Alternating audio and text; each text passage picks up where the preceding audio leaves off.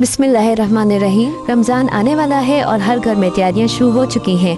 आज मैं आपके लिए लाई हूँ easy make and freeze recipes जो आप पहले से बनाकर रख सकते हैं ताकि रोज़ इफ्तार टाइम टेंशन ना हो। तो स्टार्ट लेंगे हम चपली कबाब से। इसके लिए सबसे पहले हमने मसाला प्रिपेयर करना है। 1 किलो कीमे के लिए मैंने 2 मीडियम साइज प्याज लिए और उनको अच्छे से चॉप कर लिया। प्याज चॉप करने के बाद आपने उसमें से जो एक्स्ट्रा वाटर है उसको स्क्वीज़ कर लेना है।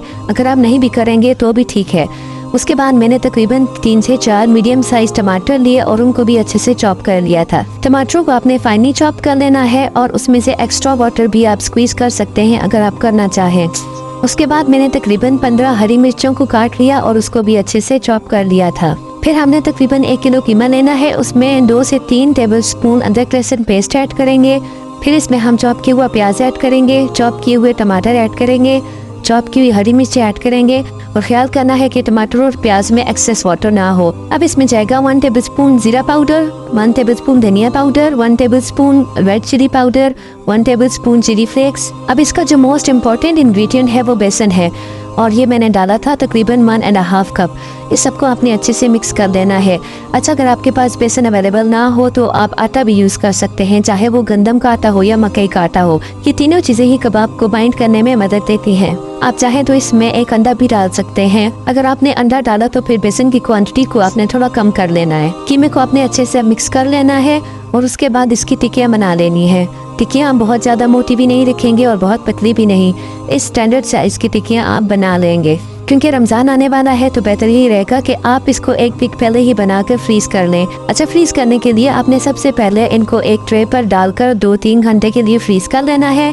जब ये हार्ड हो जाएंगी तो फिर हम इनको निकाल कर जिपलॉक बैग में स्टोर कर लेंगे। इस तरह ये कबाब इजीली 1 महीने के लिए फ्रीजर में सेव रहेंगे और आप इफ्तार के टाइम डायरेक्ट फ्रीजर से निकाल कर इनको फ्राई कर सकते हैं। इन कबाब को फ्राई कैसे करना है इसकी डिटेल्ड वीडियो मेरे यूट्यूब चैनल पर मौजूद है, आप देख सकते हैं। हमारी जो second make and freeze recipe है वो कटलेट्स की है। इसको भी आपने बनाकर स्टोर कर लेना है क्योंकि ये बहुत ज़्यादा क्विक और बजट फ्रेंडली रेसिपी है। कटलेट्स बनाने के लिए सबसे पहले हमने 1 लार्ज साइज प्याज लेना है, उसको चॉप कर लेना है। 3 से 4 हरी मिर्चें लेके उनको चॉप कर लेना है। फिर मैंने पोटैटोज़ को पहले से ही बॉईल कर लिया था। 4 से 5 हम पोटैटोज़ लेंगे और उनको अच्छे से काट लेंगे ताकि ये इजीली मैश हो सकें।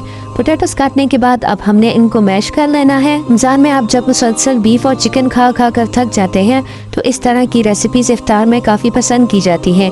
आपने इस रेसिपी को लाजमी ट्राई करना है और पहले से ही बनाकर स्टोर कर लेने हैं ताकि इफ्तार के टाइम पे आप सिर्फ इनको निकाल कर फ्राई कर लें। अब तमाम इंग्रेडिएंट्स को कंबाइन करने की बारी है। तो मैंने सब इंग्रेडिएंट्स को एक साथ असेंबल करके रख लिया था। सबसे पहले हम एक बोल लेंगे और उसमें मैश पोटैटोज़ को ऐड कर लेंगे। पोटैटोज़ ऐड करने के बाद अब हम इसमें चॉप किया हुआ प्याज ऐड कर लेंगे। अब इसमें जाएगा कटा हुआ धनिया जो कि मैंने पहले से ही काट कर रख लिया था।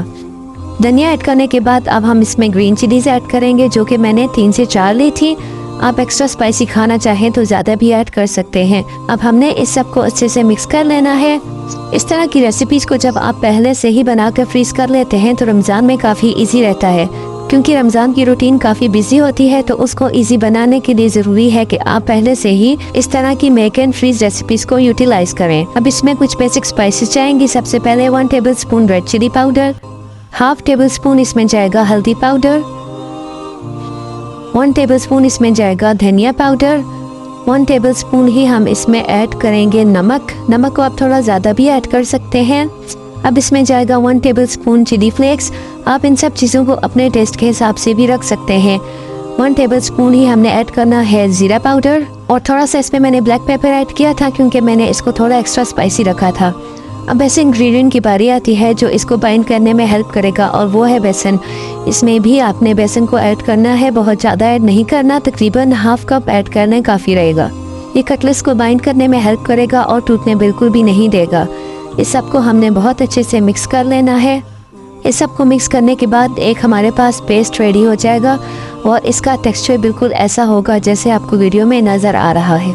मसाला हमारा रेडी हो चुका है। अब हमने इसकी भी टिक्कियाँ बना देनी है बिल्कुल उसी तरह जैसे हमने चपली कबाब की बनाई थी।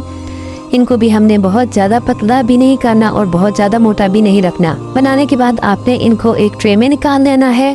फिर आपने इनको 1-2 घंटे के लिए फ्रीज करना है। जब ये थोड़ी हार्ड हो जाएंगी तो हमने इनको निकाल कर जिप लॉक बैग में डालकर स्टोर कर देना है।